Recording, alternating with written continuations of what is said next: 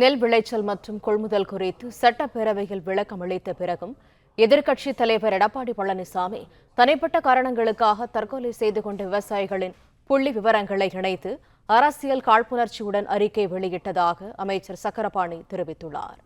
கூடுதல் தகவல்களை தருகிறார் செய்தியாளர் பாண்டியராஜன். விவரங்கள் என்ன?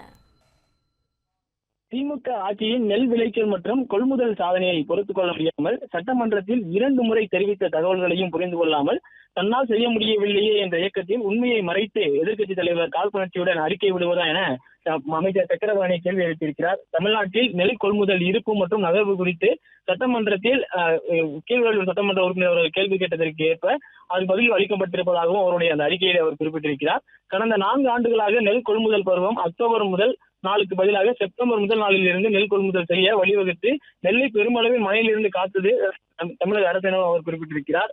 தமிழ்நாடு முதலமைச்சர் அவர்கள் கடந்த அக்டோபர் 2ஆம் நாள் காந்தி ஜெயந்தி அன்று உணவு மற்றும் வேளாண்மைத்துறை அமைச்சர் நலத்துறை அமைச்சர் மற்றும் உணவுத்துறை அமைச்சரை சந்தித்து துறை முதன்மைச் செயலாளருடனான கூட்டம் நடத்தி நெல் கொள்முதலை துரிதப்படுத்த வேண்டும் எனவும் அவர் ஆணையிட்டிருப்பதாகவும் அவர் அந்த அறிக்கையில் குறிப்பிட்டிருக்கிறார்.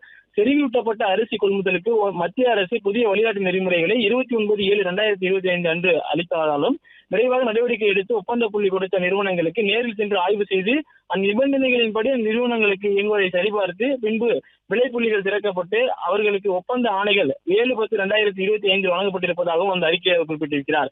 மத்திய அரசு செறிவூட்டப்பட்ட அரிசி, அதாவது அரவைக்கு சென்றிருக்கக்கூடிய அரிசியுடன் செறிவூட்டப்பட்ட அரிசியையும் இணைக்க கொடுக்க வேண்டும், அவற்றை கலந்து கொடுக்க வேண்டும் என்கின்ற அந்த உத்தரவின் பேரில் தான் தற்போது கொள்முதல் நிலையங்களில் இருந்த அரவை ஆலைகளுக்கு நெல் முட்டைகளை கொண்டு செல்ல முடியாத சூழல் ஏற்பட்டிருப்பதாகவும் அவர் அந்த அறிக்கையில குறிப்பிட்டிருக்கிறார். கம்பராமாயணம் எழுதியது சேக்கிலார் என்று அறியாமல் போன்ற தவறான தகவல்களை தவிர வேறு எது எதிர்பார்க்க முடியும் எனவும் உணவுத்துறை அமைச்சர் சக்கரபாணி அவர்கள் அவருடைய அறிக்கையிலே குறிப்பிட்டிருக்கிறார்.